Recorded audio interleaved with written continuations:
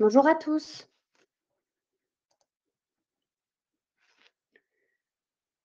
bienvenue sur cette formation qui concerne l'interface administrateur de Medimail. Alors j'attends un petit peu, vous n'êtes pas nombreux. hum,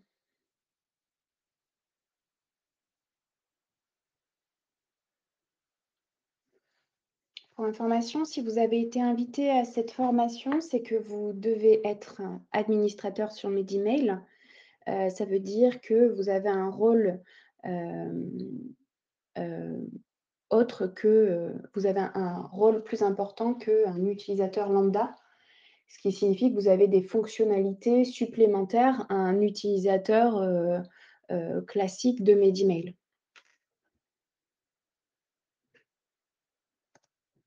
Bon, écoutez, on va commencer. De toute façon, cette formation sera enregistrée et pour les personnes qui seront arrivées un peu en retard, vous aurez la possibilité de revisionner la formation. Hem, Allez. Donc, au niveau des bonnes pratiques, des webinaires, afin que la réunion soit agréable, vos micros sont coupés par défaut. Ça ne veut pas dire qu'il ne peut pas y avoir d'échange. On peut totalement vous ouvrir les micros afin que vous puissiez échanger, à voix haute avec nous. Donc hésitez pas, les formations, ça sert aussi à poser des questions et à échanger sur vos problématiques. Pour vos questions, pour signifier que vous avez, une question, je vous demanderai de la poser dans le chat qui est en bas à droite de votre écran, la petite bulle, avec écrit «chat» en dessous. Comme ça, au moins, je viendrai, vers vous, une fois que j'aurai fini une slide pour pouvoir répondre à votre question.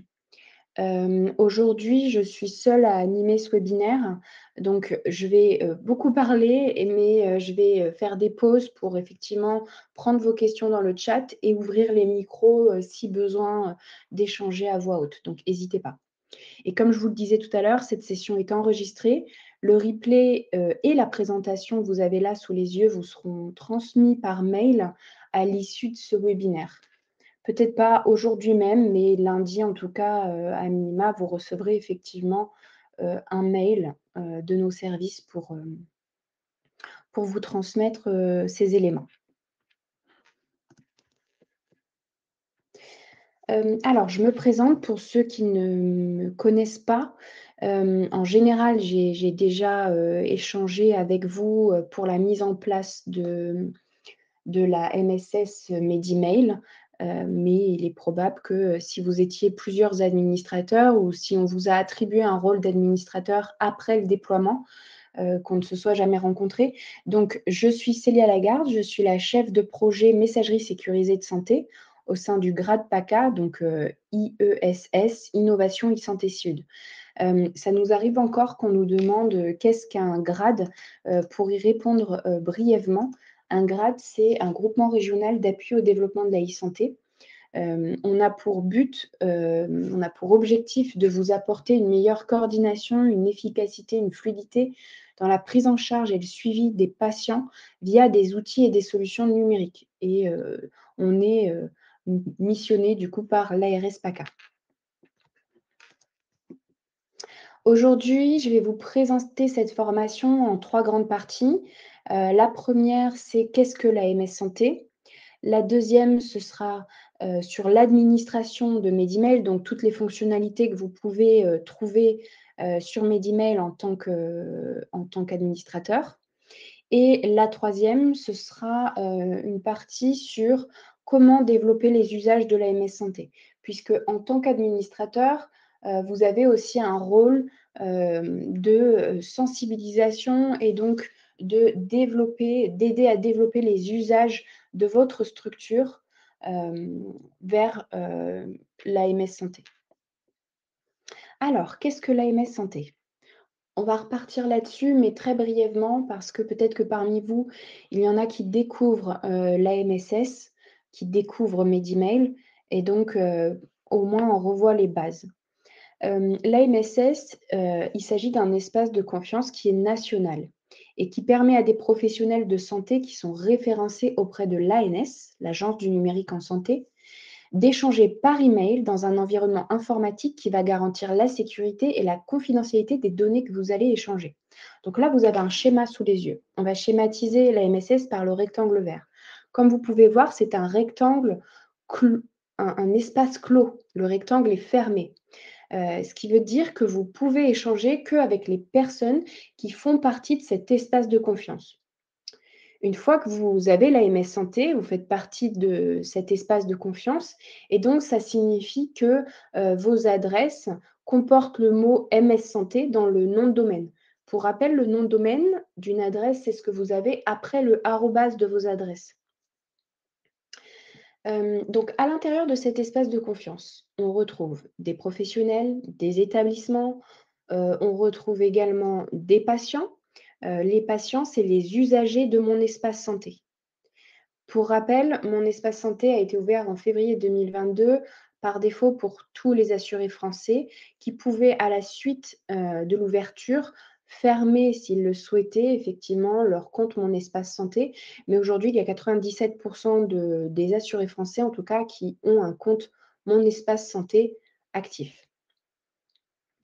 Donc, pour revenir à la MS Santé, si vous essayez d'échanger avec un professionnel de santé, en exemple qui aurait, donc un destinataire qui aurait une adresse en @gmail.com, votre mail ne pourrait pas être envoyé. Puisque quand vous adressez un mail à un destinataire qui n'a pas un nom de domaine avec mssanté.fr, automatiquement, votre mail ne va pas partir et vous allez recevoir un mail d'erreur vous disant que vous n'avez pas les droits suffisants pour envoyer effectivement un mail MSS vers l'extérieur de l'espace de confiance. Donc, vous voyez sur le schéma, c'est la partie droite du schéma.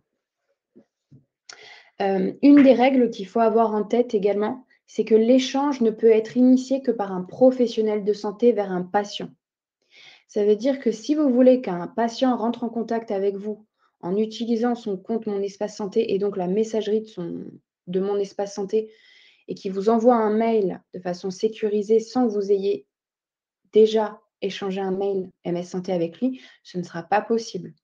L'échange ne peut se faire que si vous envoyez, vous, en tant que professionnel de santé, un premier mail vers un patient, donc vous ouvrez le canal, pour qu'il puisse ensuite vous répondre. Pour information également, une fois que vous ouvrez ce canal, vous pouvez le fermer à tout moment avec le patient. Et d'ailleurs, vous retrouvez ici, je vous ai mis le lien vers le webinaire MSS, qui dure 25 minutes. Le reste du webinaire, c'est que des questions. Mais, hésitez pas, en tout cas, si vous avez besoin de voir plus, profondément la MS Santé, à aller, sur ce lien et à visionner les 25 minutes. Donc, pourquoi utiliser l'AMS Santé? Ça permet de se conformer aux obligations légales de protéger les échanges de santé, ça protège la responsabilité de vos professionnels et ça préserve les données du patient dans le respect du secret médical.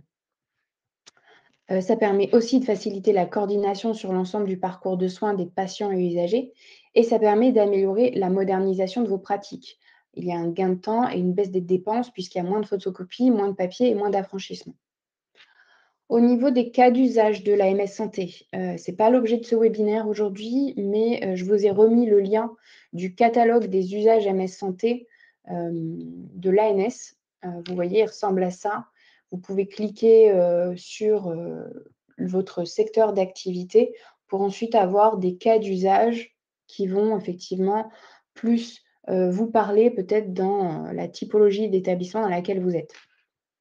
Mais concrètement, dès que vous allez échanger de la donnée sensible sur un patient, un bénéficiaire, un usager de vos services, il faut le faire de façon sécurisée à travers la MS Santé. Maintenant, les raccordements possibles de votre boîte aux lettres MS Santé à votre espace de travail. Je le rappelle juste, quelques secondes, mais vous allez beaucoup voir sur la MS Santé le vocabulaire, avec l'abréviation BAL, B-A-L, c'est pour boîte aux lettres, hein. Donc concrètement, sur les raccordements possibles, donc ça veut dire les interfaces sur lesquelles vous allez pouvoir visualiser vos mails MS Santé. Vous avez plusieurs interfaces, sur la MSS qui vous sont, mis à disposition. Tout va dépendre de votre opérateur. Là, aujourd'hui, on parle de Medimail sur cette formation, donc je vais vous parler de Medimail sur les interfaces. Sur Medimail, il y a 4 interfaces possibles. C'est les 4 qu'on puisse d'ailleurs rencontrer, heu, au maximum, sur la MS Santé. Donc vous avez la possibilité de consulter et d'échanger, par mail sur le webmail de Medimail, c'est-à-dire le site internet de Medimail. C'est celui qu'on va voir tout à l'heure puisque toutes vos fonctionnalités administrateurs, MS Santé sont sur cette interface-là uniquement. Ensuite, vous avez, le deuxième raccordement qui est possible, et qui est ouvert à tous, c'est depuis l'application mobile. Si vous avez un smartphone professionnel, vous pouvez effectivement accéder, à l'application Medimail et donc à votre boîte mail directement sur votre smartphone. Ensuite, troisième raccordement possible, mais c'est optionnel, depuis, votre DPI ou votre DUI. Effectivement, depuis vos logiciels métiers, on peut avoir ce qu'on appelle un connecteur, ce qui nous permet de, recevoir, bah, les mails qu'on reçoit, sur le webmail de Medimail, les recevoir également sur son logiciel métier. Ce qui facilite les usages concrètement puisque, le matin, vous vous connectez déjà à votre logiciel métier avec votre identifiant et votre mot de passe, de votre logiciel et vous arrivez directement, sur, votre DPI ou votre DUI et vous n'avez pas d'autres connexions à faire pour accéder à votre boîte mail. Elle est directement visible, à ce niveau-là. Et quatrième raccordement, possible mais optionnel également, c'est pas automatique, c'est depuis votre outil de messagerie. Par exemple, si vous avez Outlook, effectivement, on peut ouvrir, l'accès, à vos mails MS Santé à travers votre outil de messagerie. Ceci dit, ça doit être sécurisé, donc il y a un certain nombre de prérequis techniques à mettre en place par vos informaticiens avant qu'on puisse effectivement vous autoriser cet accès. Allez, maintenant on passe à l'administration de Medimail. Donc Medimail, le webmail, de Medimail ressemble à ça. Donc vous voyez, c'est le site internet, je vous ai remis l'URL au-dessus et vous pouvez effectivement accéder, à Medimail en vous connectant de 2 manières. Vous avez soit la première connexion qui est l'adresse mail et le mot de passe. L'adresse mail, c'est celle que vous avez, de façon, non sécurisée dans votre structure. C'est-à-dire que si vous nous avez, donné, votre adresse, docteurtoto@gmail.com, ce sera celle-ci effectivement qui sera votre identifiant sur Medimail et votre adresse mail de connexion. Une fois que vous avez mis adresse mail, mot de passe, vous cliquez sur connexion. Là, vous allez avoir une fenêtre qui va s'ouvrir avec la demande du code à usage unique, le code OTP, que vous allez aller chercher dans votre boîte mail non sécurisée, copier-coller dans l'interface Medimail pour vous authentifier de façon forte et donc sécurisée. L'autre connexion possible, c'est l'identification à travers ProSanté Connect. Donc certains d'entre vous ont peut-être des cartes professionnelles, et effectivement, ça vous permet, d'utiliser ce service public pour insérer votre carte professionnelle ou alors utiliser votre ICPX, via votre smartphone pour vous connecter de façon forte. Une fois qu'on se connecte, on arrive sur sa boîte de réception nominative. Alors là, vous voyez, on est sur ma boîte de réception. En haut à droite, on peut voir que je suis connectée nominativement. Il y a mon nom, mon prénom. Sachez, je répète, hein, peut-être, mais la connexion à Medimail pour hem, accéder à vos boîtes aux lettres, que ce soit nominative ou organisationnelle, ne peut se faire que, hem, de façon enfin, ne peut se faire que nominativement. C'est-à-dire que vous avez chacun un accès, un identifiant et un mot de passe personnel et pour des questions de sécurité et de RGPD, ces identifiants et ces mots de passe ne sont pas partageables au sein de votre équipe. Une personne, un identifiant, un mot de passe. Donc effectivement, sur la boîte de réception nominative, c'est assez facile à visualiser. En haut à droite, j'ai le nom, prénom de la personne qui se connecte.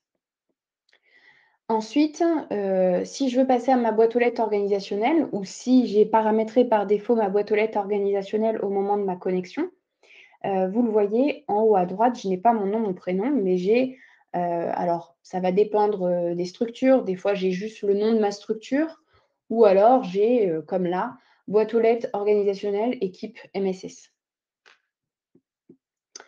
Alors je vais passer directement à ma boîte mail pour que vous puissiez visualiser en plus gros ce que ça donne.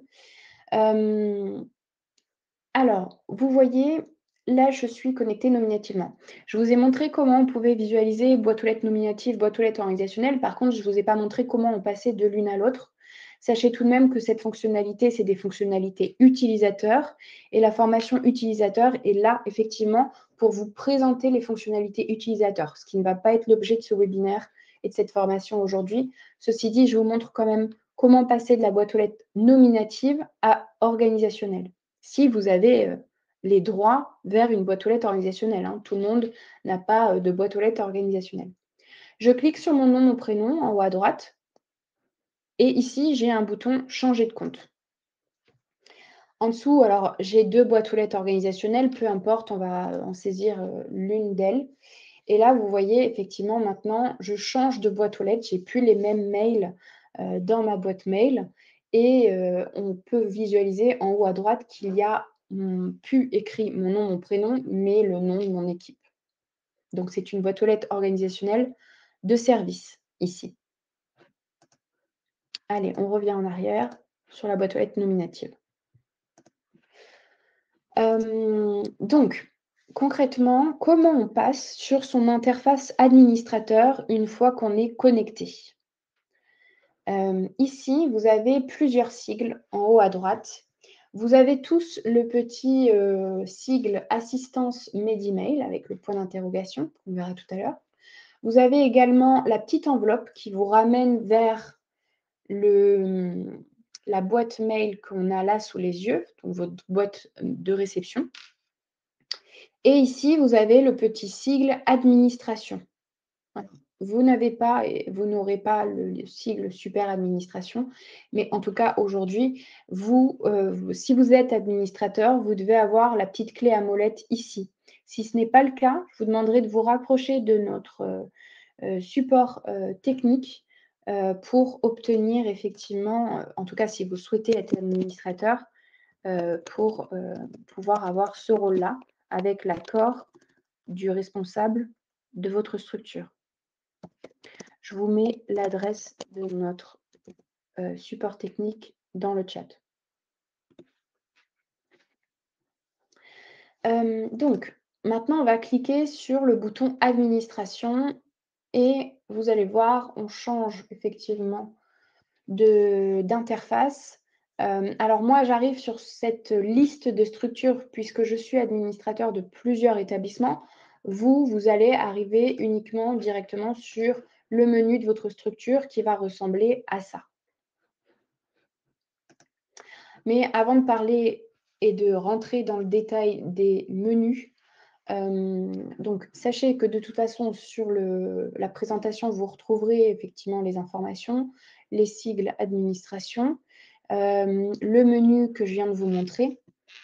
Je vais juste revenir quelques minutes sur les différents types de boîtes aux lettres MS Santé, puisque si vous êtes administrateur, vous devez être à même de les connaître et de savoir lesquels vous devez saisir pour tel ou tel profil.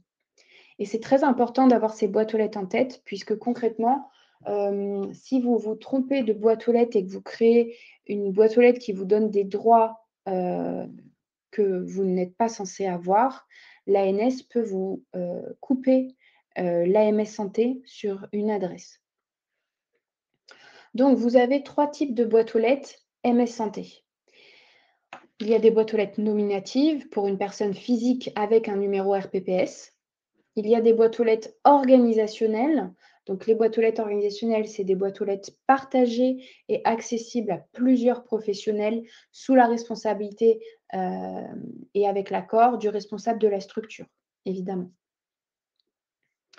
Et ensuite, vous avez, dans les boîtes aux lettres organisationnelles, pardon, vous pouvez avoir 2 types, enfin du moins vous pouvez les utiliser de 2 manières différentes, soit pour un service, soit pour une structure. Donc ce qui veut dire que, si vous êtes un établissement et que vous avez plusieurs services, vous pourriez totalement avoir plusieurs boîtes aux lettres organisationnelles. Sachez que, à travers, Medimail et donc la solution que vous offre le Grade, vous pouvez créer autant de boîtes aux lettres organisationnelles et nominatives que vous le souhaitez. Vous n'êtes pas limité. Je vous le dis et je vous le précise parce que, si vous avez, d'autres opérateurs, et parfois quand vous avez un opérateur en direct sans avoir un grade au milieu, effectivement, chaque ouverture de boîte aux lettres peut générer un coût supplémentaire et donc vous avez, pas la main là-dessus. Là, en tout cas, ce n'est pas le cas et donc vous avez cette possibilité-là. Et enfin, la dernière typologie de boîte aux lettres, c'est la boîte aux lettres applicative. Donc cette boîte aux lettres, elle est destinée aux envois automatisés à partir d'un logiciel, de votre structure. Donc concrètement, ces adresses-là, elles prennent souvent la forme de no reply arrobase ou ne pas répondre arrobase. C'est souvent, pour vous donner un exemple, les comptes rendus de biologie médicale qui sont envoyés de cette manière-là, par exemple par les laboratoires, vers des professionnels de santé, des établissements, et le patient, en question. Par contre, voilà, les boîtes aux lettres applicatives, elles ne sont pas ouvertes à tout le monde. Vous l'avez compris, ça va dépendre de votre logiciel. Si votre logiciel, métier, donc votre DPI ou votre DUI vous permet d'avoir ce type de boîte aux lettres-là, donc d'avoir un robot dans votre logiciel qui va envoyer en automatique ces mails, oui, vous pouvez en avoir. Sinon, c'est une boîte aux lettres qui n'est accessible, que sous réserve que vous ayez effectivement un logiciel compatible.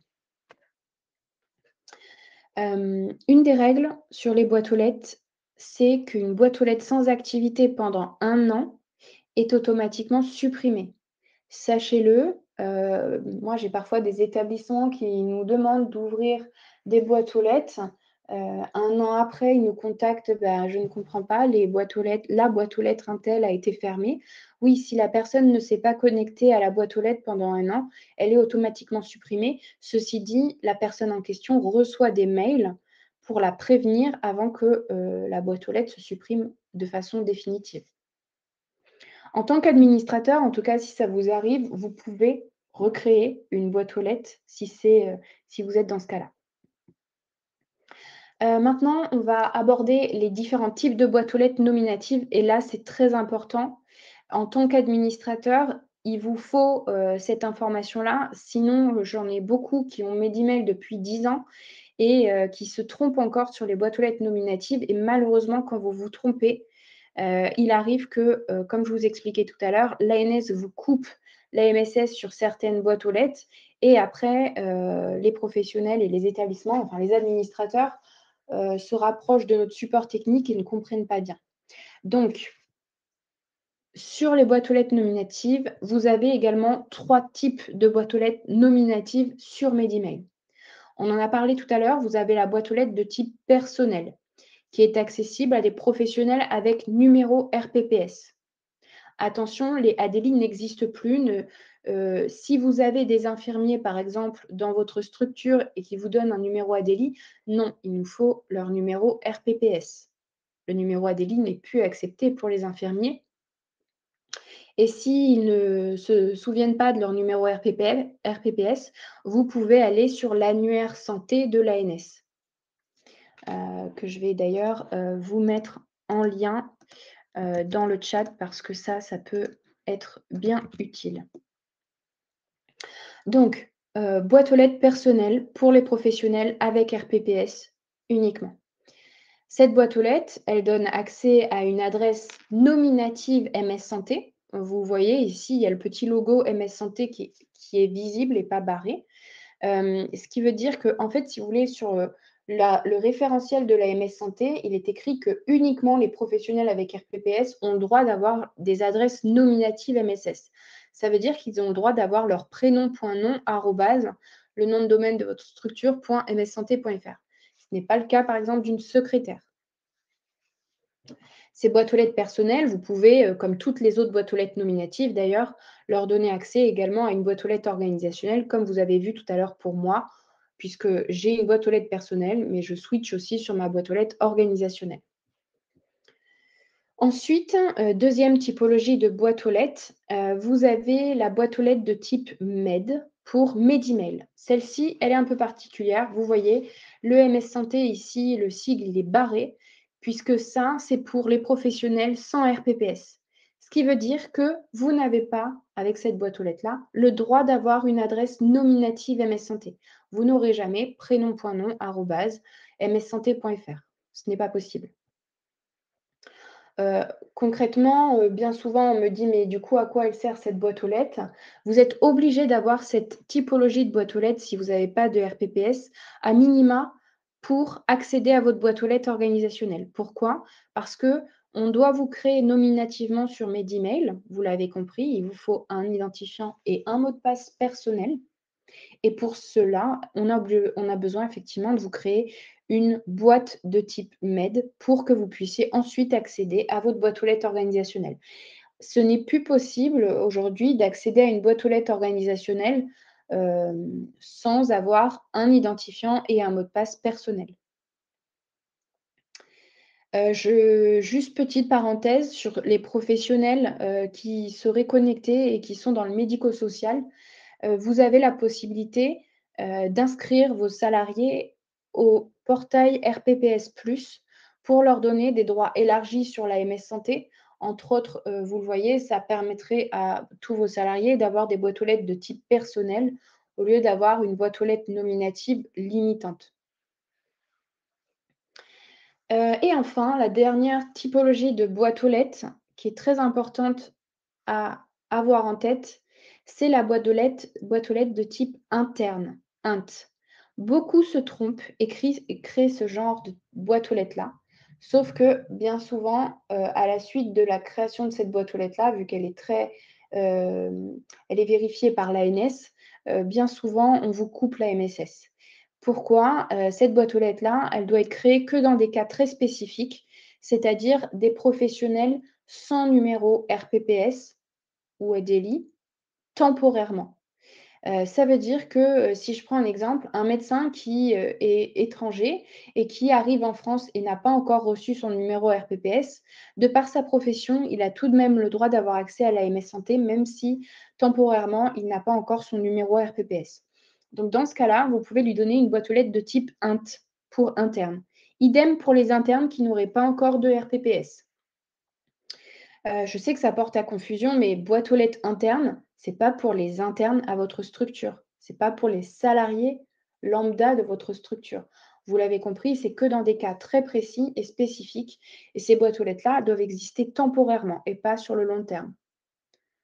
Donc cette boîte aux lettres, elle donne accès à une adresse nominative MS Santé. Vous voyez, le petit sigle est ouvert ici, il n'est pas barré MS Santé. Et comme toutes les autres, elle peut donner accès à la boîte aux lettres organisationnelle d'une structure ou d'un service. Allez, maintenant qu'on a vu ces 3 typologies de boîtes aux lettres, je vous demande de rester encore accrochés 3 minutes, c'est important, puisque, avec ces 3 typologies de boîtes aux lettres, il y a, 2 canaux différents, sécurisés mais différents. Sachez qu'en tant qu'administrateur, vous pouvez, demander à ce qu'on coupe, le canal Medemail sur votre structure et que vous puissiez conserver que le canal MS Santé. Mais je vais vous expliquer, le canal Medemail est tout de même important à minima pour échanger entre, entre vous en interne pour les professionnels qui, entre autres, n'auraient pas de numéro RPPS. Donc, si on reprend 2 typologies de boîtes aux lettres nominatives qu'on a vues avant, la boîte aux lettres personnelle, donc je le rappelle ici en bleu, pour les professionnels avec RPPS. Boîte aux lettres MED pour Medemail pour les professionnels sans RPPS. Pour ces 2 boîtes aux lettres, vous avez accès à un canal qui s'appelle le canal Medemail. Il faut savoir que les opérateurs MSS, avant d'être homologués ou certifiés MS Santé, on va dire, ils étaient déjà, bien souvent opérateurs de messagerie sécurisée. Donc ils avaient un canal sécurisé pour échanger. Ça, aujourd'hui, vous en bénéficiez toujours sur Medemail puisque, quand vous êtes sur Medemail, que vous ayez un RPPS ou pas, on vous donne quand même la possibilité d'échanger de façon sécurisée, mais qu'entre les personnes qui ont, comme vous, Medemail. Vous ne pourrez pas échanger avec, des professionnels qui n'ont pas le même opérateur que vous. En tout cas, si vous n'avez pas de RPPS. Donc, allez, on prend l'exemple, ce sera plus simple. Boîte aux lettres personnelle. Avec cette boîte aux lettres-là, vous pouvez échanger sur le canal Medemail avec tous les professionnels, les autres correspondants qui, comme vous, auraient Medemail. Donc, c'est sécurisé, mais ce n'est pas la MS Santé. Et avec votre boîte aux lettres personnelle, vous avez également accès au canal MS Santé, évidemment, puisque vous avez une correspondance MS Santé, c'est-à-dire une adresse MSS. Là, vous voyez, on a l'exemple de martine.dubois@medemail.mssanté.fr. Donc, elle a la possibilité, avec cette adresse-là, d'échanger sur la MS Santé avec d'autres correspondants MS Santé. Je fais juste une parenthèse là-dessus. Je le rappelle, si ce n'est pas clair, sur la MS Santé, vous avez plusieurs opérateurs MSS. On dit la messagerie sécurisée de santé, mais en réalité, c'est plutôt les messageries sécurisées de santé. Il y a plusieurs opérateurs. Pour prendre le parallèle avec le marché de la téléphonie, sur le marché de la téléphonie, vous avez Bouygues Télécom, SFR, Orange. C'est des opérateurs connus. Et peu importe que vous soyez Bouygues Télécom et que moi, je sois SFR, on peut tout de même échanger ensemble de façon transparente. C'est la même chose sur la MS Santé. Vous avez plusieurs opérateurs et à travers le canal MS Santé, vous pouvez échanger avec tous les opérateurs. Donc, une boîte aux lettres personnelle, vous avez effectivement à la base ces 2 canaux-là, Medemail et MS Santé. Ce qui veut dire que quand vous allez chercher dans l'annuaire, qui est à votre disposition sur Medemail, vous allez trouver des adresses en mssanté.fr, évidemment, pour échanger avec eux à travers la MS Santé, mais vous allez également trouver des adresses non sécurisées. On peut penser en tout cas parce qu'elles ont le @gmail.com, @orange.fr. Ces adresses-là, si vous les visualisez sur l'annuaire qui est à votre disposition sur Medemail, ça veut dire que vous pouvez échanger avec elles de façon sécurisée en dehors de la MS Santé. Donc c'est bien pratique, par exemple, si, 2 secrétaires de 2 établissements ont besoin d'échanger entre elles, elles n'ont pas de RPPS, mais toutes les 2 elles ont Medemail, bah, ça, du coup, ça vous permet d'échanger de façon sécurisée, entre professionnels ayant Medemail. Si on prend l'exemple maintenant d'une boîte aux lettres Medemail, donc comme je viens de l'expliquer, une secrétaire, elle, elle n'a pas de RPPS, donc elle peut échanger que sur le canal Medemail avec d'autres correspondants qui, comme elle, auraient Medemail. Ceci dit, comment elle fait? Parce que peut-être qu'une secrétaire a besoin de consulter les mails MS Santé qui arrivent sur une boîte aux lettres et donc a besoin de se connecter et d'y répondre. Donc vous voyez, si votre structure ou votre direction vous a donné accès à une boîte aux lettres organisationnelle, vous pouvez, comme je vous ai montré tout à l'heure, switcher entre votre boîte aux lettres nominative et votre boîte aux lettres organisationnelle et arriver sur la boîte de réception de votre boîte aux lettres organisationnelle. Et ici, sur une boîte aux lettres organisationnelle, par défaut, vous avez toujours l'AMS Santé et le canal Medemail. Donc là, vous avez votre correspondance MS Santé qui peut être secrétariat.dubois@medemail.mssanté.fr. Avec cette adresse, vous pouvez correspondre avec tous les correspondants MS Santé. Et vous avez également la possibilité d'échanger avec les autres correspondants qui auraient Medemail, mais pas la MS Santé. Voilà, n'hésitez pas si vous avez des questions sur cette partie-là. Je sais que c'est pas simple, à comprendre. Donc, n'hésitez pas. Ceci dit, vous verrez, avec la pratique, ça viendra quand vous allez, je vous montre ma boîte aux lettres ici. Si par exemple vous avez une boîte aux lettres de type Mes emails, ça veut dire que, vous n'avez pas l'onglet ici Patient. Par contre, si, vous avez une boîte aux lettres personnelle, vous avez bien la possibilité d'échanger avec les pros et avec les patients. Allez, maintenant on rentre dans les fonctionnalités administrateurs et on va commencer avec le menu Gestion des utilisateurs, donc la liste de vos utilisateurs. Je vous montre. Ici, je suis sur le menu de la structure. Je vous rappelle, j'y arrive en cliquant sur Administration, le petit sigle ici. Donc nous, on va d'abord parler effectivement du menu Gestion des utilisateurs parce que c'est celui que vous allez utiliser le plus souvent. C'est celui qui va vous permettre de créer des boîtes aux lettres, de supprimer des boîtes aux lettres et même de modifier des informations sur les boîtes aux lettres existantes. Donc, si je clique sur Gestion des utilisateurs, là, je suis sur ma structure, le grade PACA.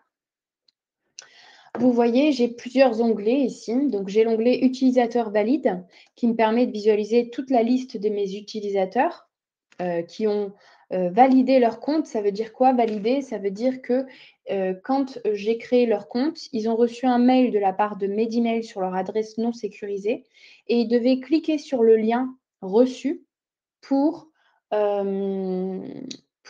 créer leur mot de passe et donc valider leur compte. Du coup, s'ils n'ont pas validé leur compte, on les retrouve ici, dans Utilisateurs préinscrits. Ici, on voit bien, j'ai quelques exemples d'utilisateurs qui n'ont jamais validé leur compte. Et si je veux les relancer, alors soit je peux le faire de façon manuelle. Ici, vous avez le petit bouton jaune «Relancer l'utilisateur» ou à travers le menu qui est en haut de votre écran, vous avez ici la possibilité de relancer vos utilisateurs préinscrits. Et si je le fais ici, voilà, j'ai une petite notification en vert en haut qui me dit «Relance envoyée». Ensuite, ici, vous avez les utilisateurs à valider. Alors, il arrive que, certains utilisateurs de votre structure ne soient pas passés par les administrateurs pour être créés et dans ce cas-là, vous les aurez ici dans «Utilisateurs à valider» puisque, il n'appartient qu'à l'administrateur de valider ces utilisateurs. Nous, au support technique, nous ne le faisons pas puisqu'on n'est, personne dans votre structure pour décider effectivement que cette personne-là a le droit d'utiliser votre MS Santé. Donc la décision vous appartient et elle vous est donnée ici. Et tant que vous n'aurez pas validé vos utilisateurs, ces personnes-là ne pourront pas utiliser la MSS de votre structure. Ensuite, vous avez l'onglet ici Utilisateur rejeté. Imaginons que vous ayez supprimé quelqu'un par erreur. Vous pouvez ici, avec le bouton vert, le réhabiliter. Et dans le dernier onglet, vous avez les demandes de changement de mail qui vous sont, que vous pouvez visualiser avec leur statut. Est-ce qu'ils ont été acceptés ou pas encore? Voilà, le premier onglet également, c'est un moteur de recherche puisque concrètement, si vous avez, 300 utilisateurs, pour le rechercher dans la liste, ça va être un peu long. Donc n'hésitez pas, vous pouvez aussi, filtrer, avec ce moteur de recherche et décider de ne faire apparaître que les boîtes aux lettres organisationnelles de votre structure. Alors, du coup, maintenant, on va rentrer dans les boutons utilisateurs. Ici, vous voyez, on a plusieurs par contre, donc je suis dans utilisateur valide, on a plusieurs possibilités, plusieurs, fonctionnalités qui nous sont données par compte. Donc soit éditer le compte, soit rejeter le compte, ça veut dire le supprimer, en tout cas pas de façon définitive, mais en tout cas de le rejeter. Il ne pourra plus utiliser, l'AMS santé de votre structure.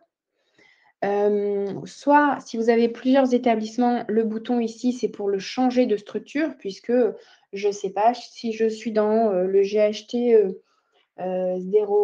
04, je peux effectivement avoir plusieurs établissements et parfois basculer un salarié d'un établissement à un autre. Et ici, vous avez la possibilité de changer de mail. Imaginons que Madame Dupont devient Madame Martin et que vous lui ayez changé son mail non sécurisé. Évidemment, pour qu'elle puisse continuer à se connecter à Medimail et recevoir le code à usage unique, il faut que vous modifiez également son adresse ici. Si je vous montre le détail, dans éditer le compte, vous voyez, j'ai tout un tas de possibilités. Je peux modifier les informations, la profession, et cetera, et cetera. Et j'ai aussi, imaginons que, madame Dupont, qui est secrétaire dans la structure, obtienne, un RPPS, j'ai la possibilité de changer la typologie de sa boîte aux lettres, à travers ici le petit bouton «Changer le type de boîte aux lettres». Ici, si elle obtient un RPPS, ça veut dire qu'elle va passer d'une boîte aux lettres Medimail à une boîte aux lettres personnelle. Donc, je saisis ma demande. Là, j'ai de nouveau son formulaire qui s'ouvre avec les champs supplémentaires du RPPS qui est obligatoire. Si vous ne saisissez pas son RPPS, vous ne pourrez pas valider, enregistrer l'utilisateur avec cette nouvelle typologie de boîte aux lettres. De la même manière, ici, vous voyez qu'on vous demande quelque chose en plus. Ici, on vous demande le paramétrage MS Santé, la correspondance MS Santé. En fait, la correspondance MS Santé, c'est l'adresse que vous souhaitez lui donner sur la MSS. Alors, ici, dans le champ, on va vous demander que de saisir ce que vous voulez avant le arrobase. Donc, ça peut être prénom.nom, première lettre du prénom.nom. À vous de voir, faites en sorte surtout que ça colle aux adresses non sécurisées pour qu'ils aient plus de facilité à mémoriser, hem, leurs adresses MS Santé. Une fois que vous avez fini de renseigner ces informations, vous enregistrez l'utilisateur et donc Madame Dupont a maintenant une boîte aux lettres personnelle. Hem, alors, on va repasser sur la partie non, pardon, j'ai oublié une chose. Dans tous les boutons qui vous sont, donnés en possibilité, vous voyez en fonction de la typologie de boîte aux lettres que vous allez pas avoir toujours les mêmes boutons. Par exemple, une boîte aux lettres MED, elle n'a pas le petit bouton qui est ici et qui s'appelle «Modifier une correspondance MS Santé». Tout simplement parce que ben, une boîte aux lettres MED, comme on l'a dit tout à l'heure, n'a pas la possibilité d'avoir une adresse MS Santé nominative, puisque, ils n'ont pas, de numéro RPPS. Là, vous voyez, je suis sur une boîte aux lettres org, organisationnelle. Et si je vais sur modifier une correspondance, je peux décider ici de changer l'adresse, de, cette boîte aux lettres organisationnelle. Si je ne veux plus que ça s'appelle centre de service, mais CDS, je peux, changer ici, ce qu'il y a avant le arrobase. Je vais vous montrer un dernier bouton que vous pouvez rencontrer. J'en cherche un. Je n'en trouve pas, donc je vais vous le mettre à l'écran sur la présentation. Ici, vous voyez, il y a aussi un petit bouton, bleu, le plus bleu que vous avez là, ici, sur mon écran. C'est quand vous n'avez jamais créé d'adresse MS Santé, c'est-à-dire que dans le champ tout à l'heure qu'on a vu où il y avait écrit correspondance MS Santé, ici, vous n'avez pas renseigné en fait d'adresse MSS pour, un professionnel et donc, par défaut, le petit, bouton qui était, ici, correspondance MS Santé, va rester ainsi, avec un bouton plus bleu pour vous signifier que cette personne, ce compte n'a pas d'adresse MSS et que si vous souhaitez lui en créer une, il faut, bah, commencer par lui ajouter une adresse MSS. Donc quand vous cliquez sur ce bouton, on va vous proposer effectivement de créer, l'adresse MS Santé de ce compte-là, et encore une fois, vous avez la possibilité, toujours de choisir ce qu'il y aura avant le arrobase de votre adresse. Voilà, là, on a fait le tour des boutons, de la liste des utilisateurs. Maintenant, je vais vous montrer comment on crée un nouvel utilisateur, puisque ça, c'est une des fonctionnalités que les administrateurs utilisent le plus. Donc, vous avez la possibilité de créer un nouvel utilisateur de façon manuelle. Ici, vous voyez, toujours, hein, je vous montre, je retourne sur le menu de base dans Gestion des utilisateurs, ici. Vous avez le petit, menu Action en haut qui s'ouvre, Créer un nouvel utilisateur. Donc là, c'est la façon de créer un utilisateur par un utilisateur, mais on verra tout à l'heure que vous pouvez aussi créer des utilisateurs en masse. Puisque je prends l'exemple d'un CH, si vous en avez 30 à créer, ça va être long de le créer manuellement. Donc, si je veux créer une boîte aux lettres personnelle, donc pour un professionnel avec RPPS, pour rappel, ici je sélectionne cette adresse-là, j'ai un petit mémo en dessous pour me rappeler qu'une boîte aux lettres personnelle, c'est un type de compte dédié à un professionnel de santé disposant d'un RPPS ou à délit, l'adresse MS Santé devra être nominative. Donc, si j'ajoute mon choix, ici je vais avoir plusieurs champs qui vont m'être demandés. Concrètement, bien souvent, on remplit que les champs obligatoires. Les champs obligatoires, c'est ceux avec les petits astérix. Donc, qu'est-ce qu'on vous demande? On vous demande ici l'adresse mail. Donc, c'est l'adresse mail non sécurisée du salarié que vous voulez créer. Si ici, vous choisissez une adresse mail non sécurisée du type secrétariat arrobase et qu'en fait, vous avez déjà créé Madame Dupont avec cette adresse-là, évidemment, ça ne va pas fonctionner. Une adresse non sécurisée doit être égale à un compte sur Medemail, pas plus. Ensuite, ici, on a la date de péremption. Alors, qu'est-ce que c'est? La date de péremption, on le remplit rarement.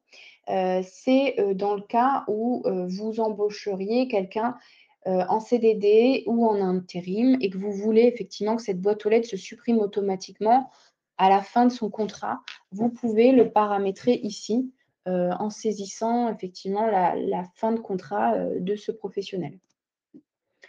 Ensuite, ici, compte de test MS Santé, bon, c'est écrit en dessous. Un compte de test permet de générer une adresse MS Santé de test non publiable dans l'annuaire national et ne pouvant communiquer qu'avec une adresse de test. Par défaut, on met non. Si c'est un vrai compte MS Santé que vous souhaitez créer, vous laissez non. Par contre, si vous êtes informaticien de votre structure et que vous avez besoin de faire des tests, vous pouvez le faire à partir d'ici.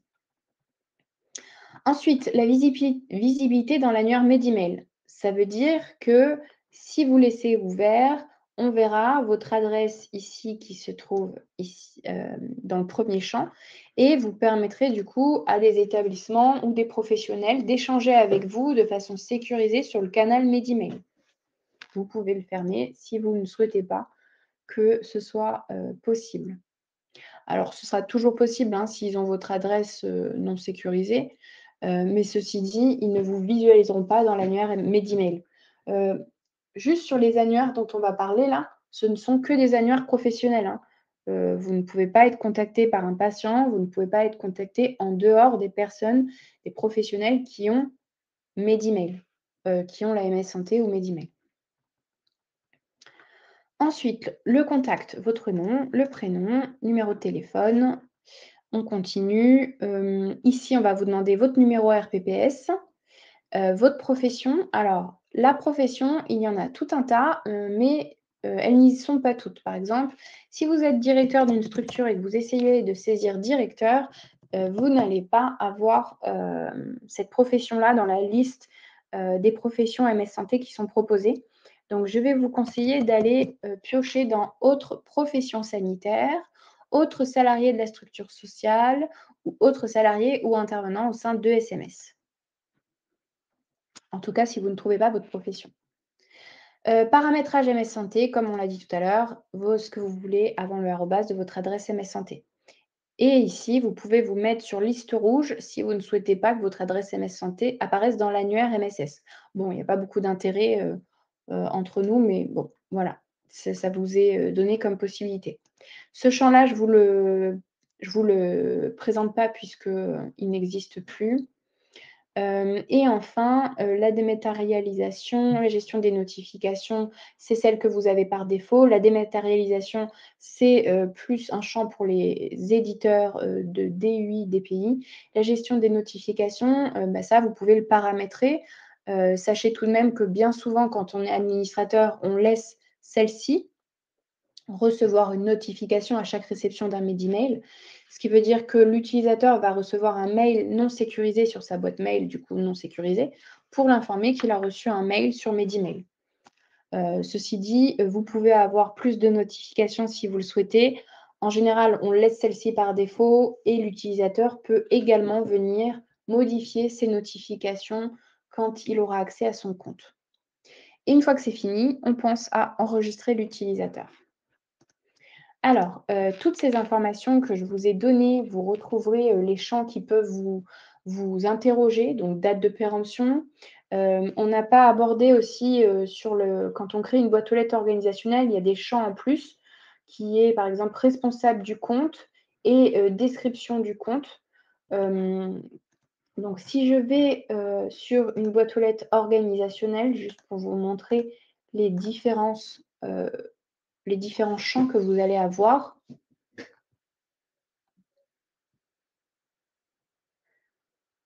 Vous avez, les mêmes. Ici, par contre, vous avez gestion de compte de connexion, donc là, c'est très important. Si vous voulez, alors créer vos comptes nominatifs avant de créer votre boîte aux lettres organisationnelle, évidemment, sinon vous ne pourrez pas ajouter les personnes qui doivent accéder à la boîte aux lettres organisationnelle ici. Mais une fois que vous les avez créés nominativement, vous pouvez saisir leur adresse email ici et ajouter les comptes. Donc ils vont venir s'ajouter au-dessus un par un.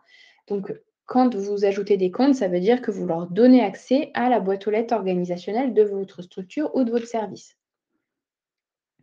Donc de la même manière, quand on crée un compte nominatif, 2 ans après, et qu'en fait on l'a créé pour lui donner accès à la boîte aux lettres organisationnelle, pensez bien à retourner sur votre boîte aux lettres organisationnelle. Hop, je vous montre.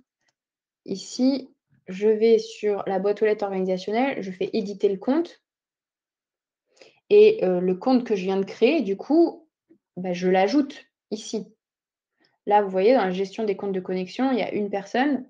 On pense du coup à ajouter, les autres personnes qui doivent être, ajoutées à ce compte-là ou qu'on vient de créer. Donc pour la boîte aux lettres organisationnelle, en plus des autres champs qu'on a vus, on a la gestion des comptes de connexion. On a également, le champ activité. Ici, vous avez, on vous demande le numéro finesse de votre établissement puisqu'une boîte aux lettres organisationnelle est toujours rattachée à un identifiant de structure et on vous demande également ensuite, de saisir le responsable du compte. Le responsable du compte, ça va être, seulement à titre administratif, hein, ça va apparaître nulle part sur l'annuaire. Hem, En fait, c'est, la personne qui va se tenir garante, qui va être garante de l'usage de la boîte aux lettres organisationnelle. Donc bien souvent, c'est un cadre de santé du service ou le directeur de la structure. Ici, le champ identifiant n'est pas obligatoire. L'identifiant, c'est le numéro RPPS de la personne, mais il arrive qu'un directeur n'ait pas d'identifiant de RPPS, donc dans ce cas-là, évidemment, on peut laisser vide. Et le dernier champ un peu particulier, description du compte, ça, c'est très important, c'est ce qui ça va figurer sur l'annuaire santé de l'ANS. Ici, on vous demande de saisir, ce que vous voulez, ce qui représente, votre boîte aux lettres. Donc est-ce que c'est un nom de structure? Est-ce que votre boîte aux lettres est une boîte aux lettres de structure? Et dans ce cas-là, il faut mettre EHPAD du Soleil, par exemple, si c'est, pour l'EHPAD du Soleil. Et si c'est pour un service, vous pouvez mettre, service, radiologie, CH de Hyères. Comme ça, au moins, c'est clair et quand un établissement ou un professionnel vous cherche sur l'annuaire MS Santé, il sait exactement, hem, à quelle boîte aux lettres organisationnelle adresser son mail.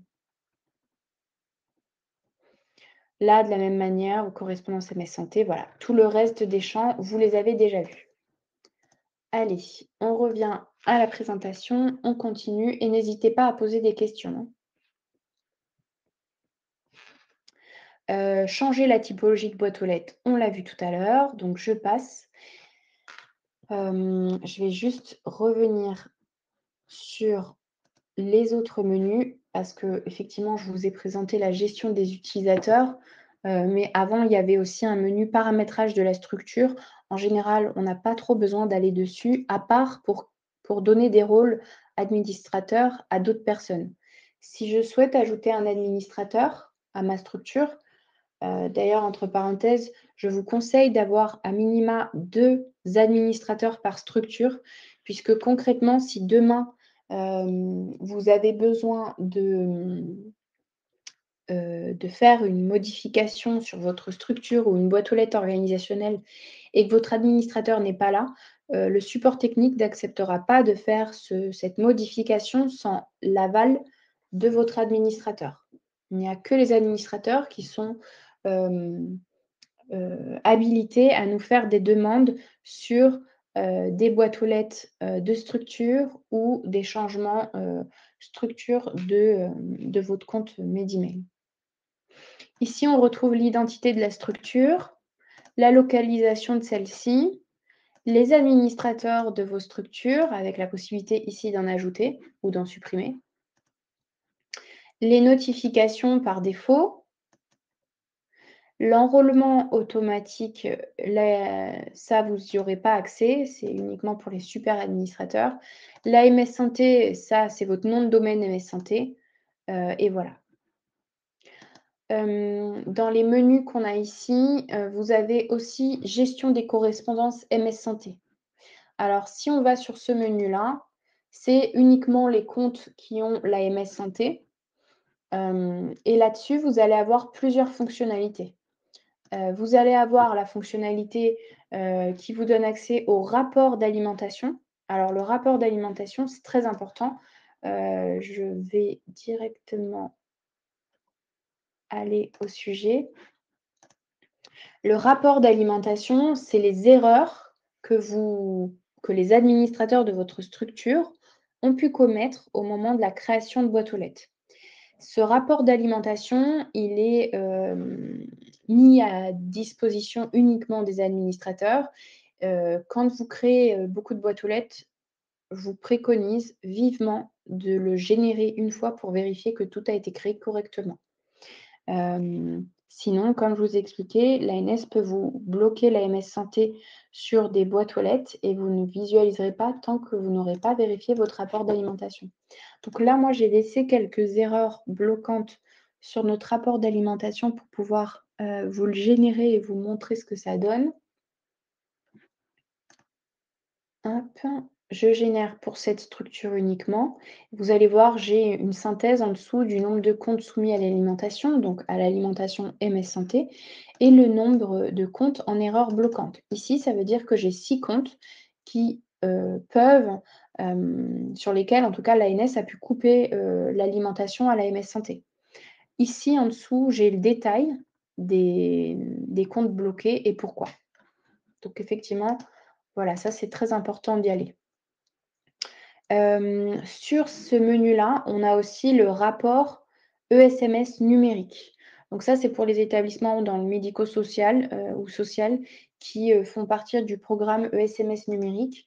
Si vous avez besoin d'avoir un rapport de vos usages, vous pouvez effectivement cliquer sur ce bouton-là.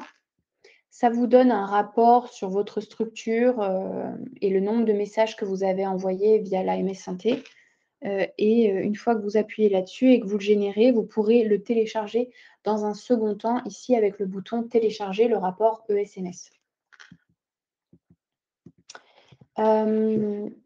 Donc, hop, ça c'était pour le menu «Gestion des correspondances MS Santé».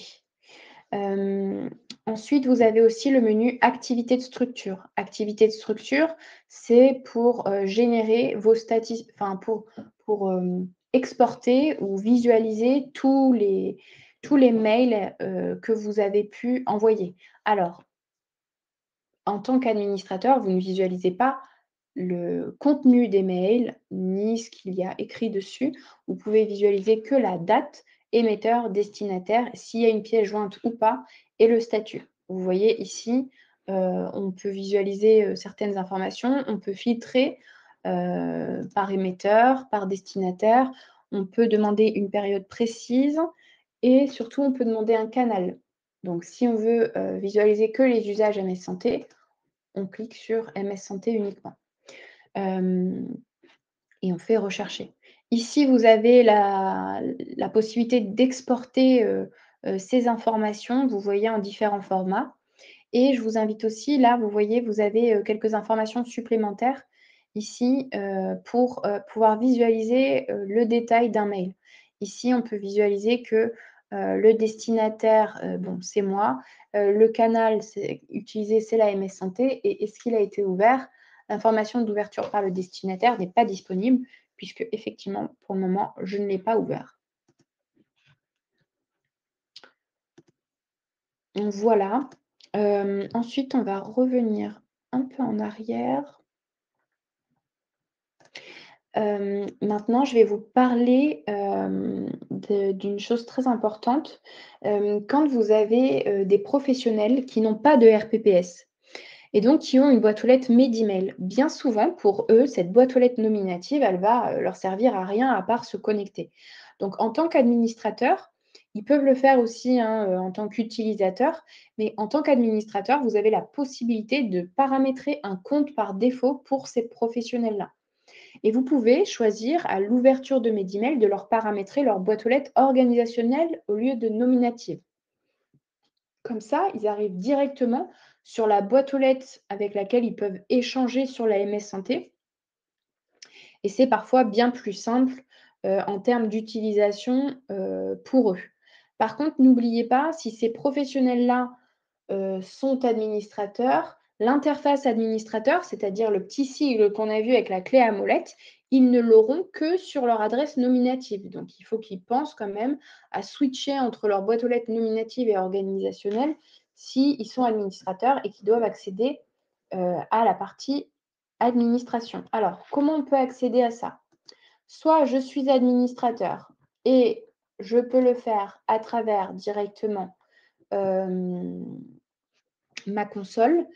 Par exemple, si je vais sur mon compte, si je veux changer mes comptes par défaut, enfin les comptes par défaut d'un salarié, je peux aller ici sur éditer le compte de cette personne qui aurait plusieurs boîtes aux lettres, hein, par exemple. Ici, on a dans gestion des comptes de connexion, on peut visualiser toutes les boîtes aux lettres à laquelle le salarié a accès.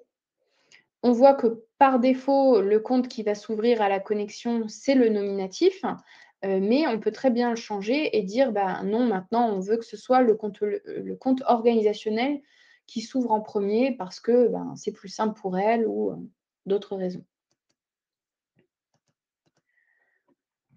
Et une fois qu'on a fait cette modification, on n'oublie pas d'enregistrer l'utilisateur avec les nouvelles modifications apportées au compte.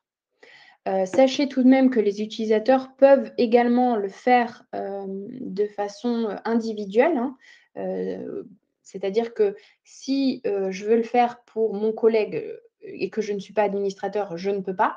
Par contre, si je souhaite le faire pour mon compte, en tant que Célia Lagarde, je vous montre, je peux. Je vais dans ici, je clique sur mon nom, mon prénom.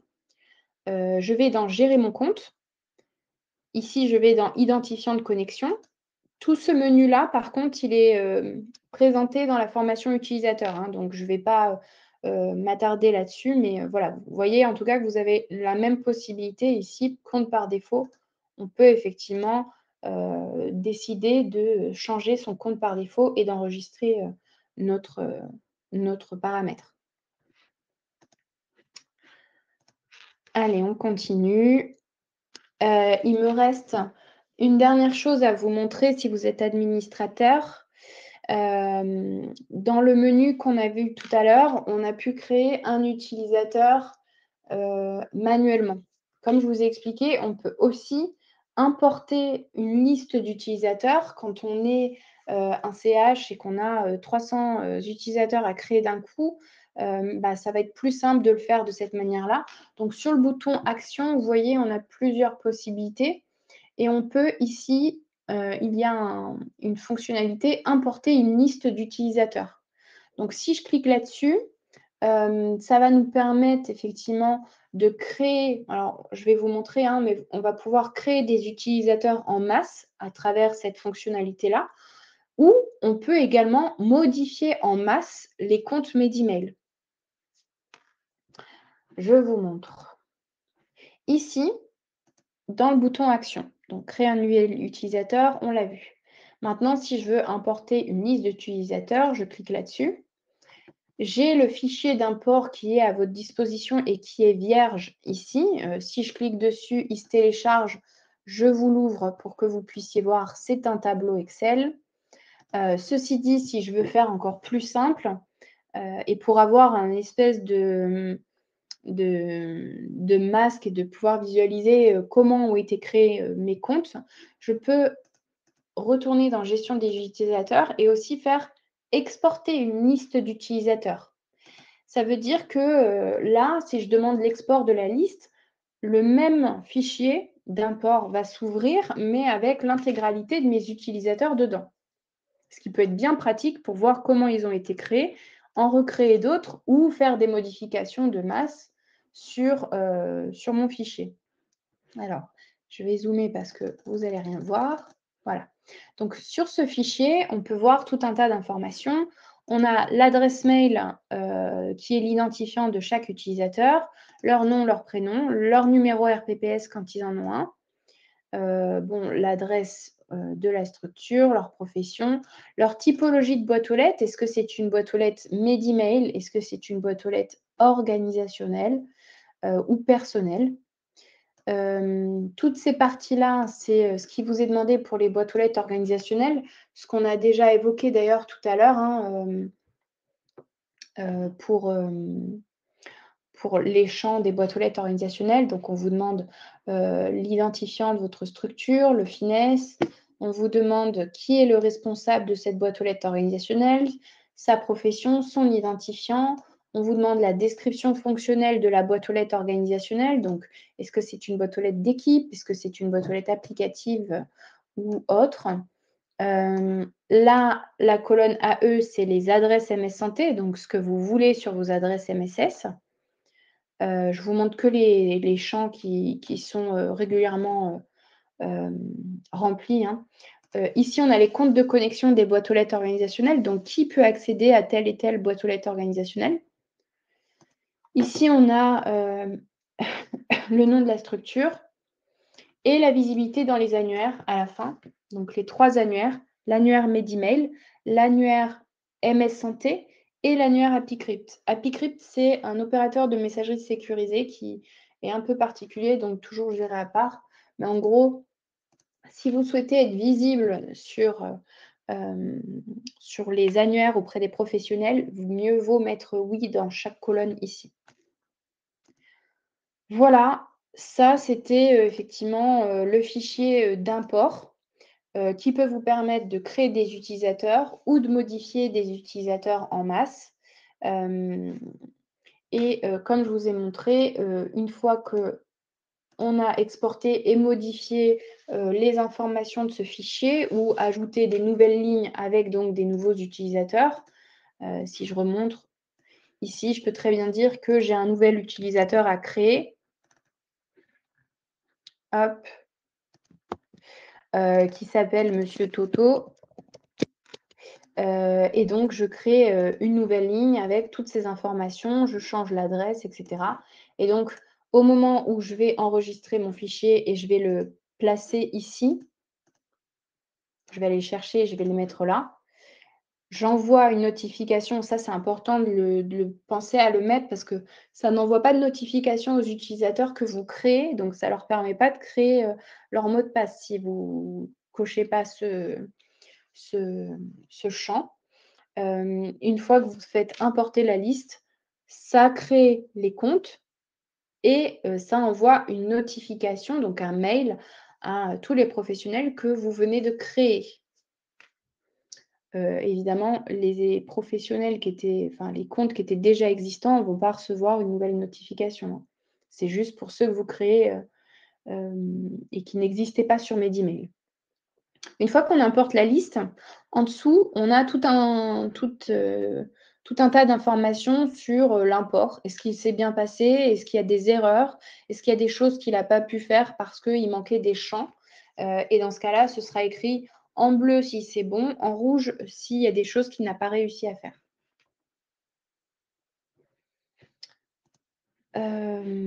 Voilà pour l'import. Là, dans la présentation, je vous ai remis le tableau Excel et des informations par colonne pour que vous puissiez retrouver Qu'est-ce qu'il faut mettre dans telle colonne? Qu'est-ce que, compte de connexion, ça veut dire? Bah, c'est les adresses mail des personnes qui peuvent accéder à la boîte aux lettres organisationnelle et cetera et cetera. Voilà, on a fait le tour. Je vais juste finir ma présentation,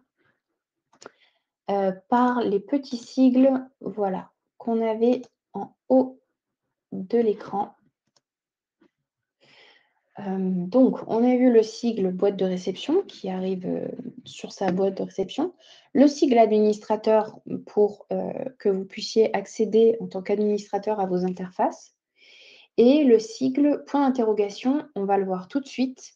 Le sigle point d'interrogation, c'est, un FAQ, donc, les questions qui sont posées de façon fréquente, au support technique et qui vous permettent de répondre en fonction effectivement d'une thématique. Donc créer un compte Medimel, quelles sont les questions fréquentes? Comment on crée un compte?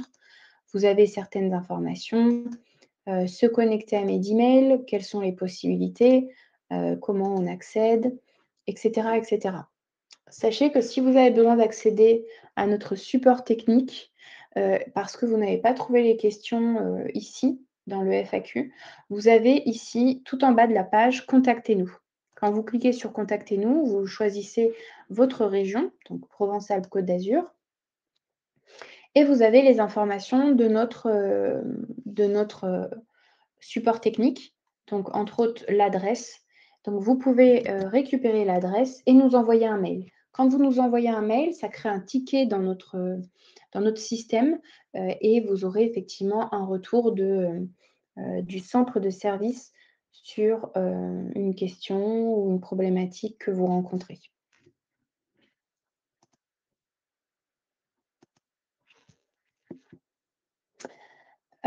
Pour finir ce webinaire, cette formation, je vais, m'arrêter, 2 secondes sur, la partie développer les usages de l'AMS Santé. Cette partie-là, elle fait office d'un webinaire, d'1 heure également. Donc, si c'est quelque chose qui peut vous intéresser, je vous proposerai de voir la version longue.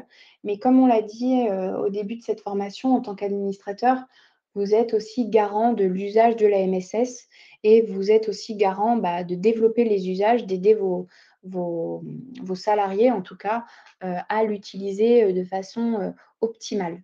Donc, je vais, brièvement vous donner, quelques conseils pour développer les usages de l'AMS Santé.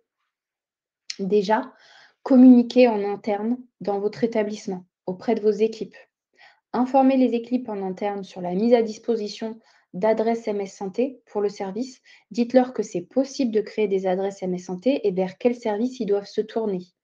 Est-ce que c'est le service informatique? Est-ce que c'est un autre service? Qui crée au sein de votre structure des adresses MS Santé pour ceux qui en ont besoin? Ensuite, en interne, communiquez également sur les formations et la sensibilisation des professionnels à l'usage des boîtes aux lettres MS Santé. Faites des rappels réguliers, mettez à disposition des fiches pratiques pour aussi les nouveaux entrants, hein, tout simplement. Je vous ai d'ailleurs remis, sur la slide d'après, nos formations MSS Medemail. Je vous ai mis les liens des replays, des 4 formations, qu'on propose, des 4 webinaires qu'on propose et je vous ai mis aussi, le lien vers notre catalogue de webinaires. Vous aurez, les prochains webinaires MSS qui vont être, heu,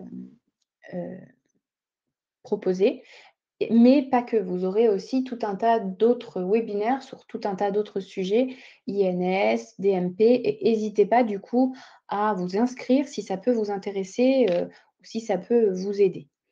Hem, donc les 4 formations qu'on propose aujourd'hui, sur l'AMSS, et sur Medemail, on a, le webinaire MSS au sens large qui dure 25 minutes. On a aussi, le webinaire sur comment développer les usages de la MSS, sur le replay ici. On a aussi une formation utilisateur pour les personnes qui vont utiliser le webmail de Medemail, donc le site internet de Medemail. Évidemment, si vos salariés utilisent Medemail, mais à travers, un DUI ou un DPI, ce n'est pas nous qui les formerons. C'est votre éditeur, de DPI ou de DUI qui doit les former. Hem Nous, on forme uniquement sur le site internet de Medimail, sur les fonctionnalités du site internet de Medimail qui diffèrent des fonctionnalités que vous pouvez avoir sur votre DUI ou votre DPI. Et enfin, ce qu'on fait aujourd'hui, la formation administrateur avec un replay ici, si vous souhaitez, la revisualiser. Il est important aussi en interne d'informer et de sensibiliser l'ensemble de vos professionnels aux enjeux de la cybersécurité puisque c'est lié, hein, concrètement, l'AMS Santé. Et ensuite, sur la communication, avec l'externe, ça c'est très important aussi puisque même si vous avez la MSS depuis peu, sachez que, pour certains établissements qui ont la MSS depuis 10 ans, ils ne vont pas aller vérifier toutes les semaines que vous avez, à présent une adresse, organisationnelle pour votre structure. Donc il est important, pour développer les usages de la MSS au sein de votre établissement, d'informer vos partenaires, votre écosystème, sur la mise en place de l'AMS Santé dans votre structure. Vous pouvez les informer via mailing, sur votre site internet, via les réseaux de communication, vous pouvez les appeler, ou le faire à travers de groupes de travail. Je vous ai mis d'ailleurs, sur une des slides après, un exemple de mail type à envoyer à votre écosystème pour les informer effectivement, du fait que vous disposez à présent de l'AMS Santé et de quelles sont les adresses de vos boîtes aux lettres organisationnelles, par exemple. Sachez également que pour développer, l'AMS Santé, il est important de, stipuler aux établissements qui font partie de votre écosystème que si ils ne sont pas encore équipés de messagerie MS Santé, ils peuvent contacter leur grade, le grade de leur région. Donc si c'est la région PACA, ce sera, nous, ce sera moi, pour qu'on puisse les accompagner, au déploiement de l'AMSS dans leur structure. Et donc, je vous ai mis l'adresse de notre équipe, équipe-mss@ies.fr. Une petite chose simple aussi à penser à faire quand on obtient l'AMS Santé et qu'on a une boîte aux lettres organisationnelle, tout simplement ajouter cette adresse MS Santé dans la signature de vos mails non sécurisés ou dans l'entête de vos documents. N'hésitez pas en fait à multiplier les canaux d'information pour être certain de toucher le plus grand nombre et que votre adresse MS Santé puisse être, facilement visible si, ils ne vont pas tous les 4 matins sur l'annuaire MS Santé vous chercher. Informer les patients également, de vos échanges sur l'AMS Santé pour les sensibiliser. Vérifier que vos correspondants possèdent une MS Santé en consultant l'annuaire de santé. Tout simplement puisque, une fois qu'on dispose de l'AMS Santé, vous pouvez, très bien, faire la liste de vos partenaires habituels, vérifier, lesquels en face ont bien une adresse MS Santé. Même si vous ne la trouvez pas sur l'annuaire de santé, vérifiez quand même auprès d'eux qu'ils n'ont pas une adresse MS Santé parce que parfois, ils peuvent l'avoir mis sur liste rouge ou parfois, vous ne la trouvez pas parce que vous n'utilisez pas nom de la structure sur l'annuaire de santé, donc vous ne trouvez pas leur adresse, mais ils peuvent déjà en avoir une. Voilà, j'ai fait tout le tour. Juste une dernière chose sur l'annuaire santé.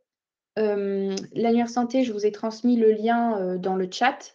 C'est celui que vous avez là sous les yeux. Vérifiez tout simplement aussi quand vous disposez de l'AMS Santé, allez voir le nom de votre structure sur l'annuaire santé. Cliquez sur «Accéder à la liste des adresses MS Santé de votre établissement» pour visualiser quel est l'annuaire des adresses MS Santé. Est-ce qu'elles sont compréhensibles par tout le monde? Est-ce que, il y en a, qui manquent? Est-ce qu'il y en a qui sont, obsolètes? Pour tout simplement mettre à jour, vos informations. Il est important en fait de tenir à jour vos boîtes aux lettres, et pensez à faire un plan de gestion de vos boîtes aux lettres sur Medimail, sur tous vos opérateurs MS Santé, tout simplement parce que si vous ne mettez pas à jour vos adresses, les professionnels, eux, ils ne savent pas spécialement qu'il n'y a plus personne derrière. Ils vont continuer à les contacter, c'est très problématique si personne ne peut lire les mails, qui arrivent sur certaines boîtes aux lettres qui sont associées à des patients, à des problématiques patients. Voilà, donc n'hésitez pas, à, travailler à la gestion de vos boîtes aux lettres, et à mettre en place, effectivement des vérifications régulières, avec le service qui sera, en charge de cette tâche-là dans votre établissement. Voilà, écoutez, cette formation touche à sa fin. Je vais vous mettre dans le chat le questionnaire de satisfaction. Je vous remercie de le remplir, tout simplement parce que ça nous permet, de nous améliorer, ça nous permet d'aborder des sujets, que vous auriez, aimé voir abordés, au sein dans cette formation. Donc, n'hésitez pas, en tout cas, tous les feedbacks sont bons à prendre. Je vous remercie pour votre attention. Je donne encore quelques minutes pour les personnes qui sont connectées. Si vous avez des questions, on a encore 8 minutes, donc n'hésitez pas, c'est le moment. Vous pouvez, me demander de remontrer des fonctionnalités, ou, de vous montrer des fonctionnalités spécifiques. Sachez tout de même que là, effectivement, dans ce que je vous ai montré, je vous ai montré les fonctionnalités que vous allez utiliser le plus. C'est celles qui sont majoritairement utilisées. Si vous avez des questions très spécifiques, ou qui n'ont pas été abordées, n'hésitez pas à envoyer un mail, à notre support technique, où on ira peut-être plus spécifiquement sur votre problématique ou sur une fonctionnalité. Je vous remets, l'adresse mail de la hotline, donc de notre support technique. Bon, écoutez, j'ai l'impression que personne n'a de questions. J'ai dû être très claire. Mais écoutez, je vous souhaite à tous une bonne journée et à bientôt. Au revoir.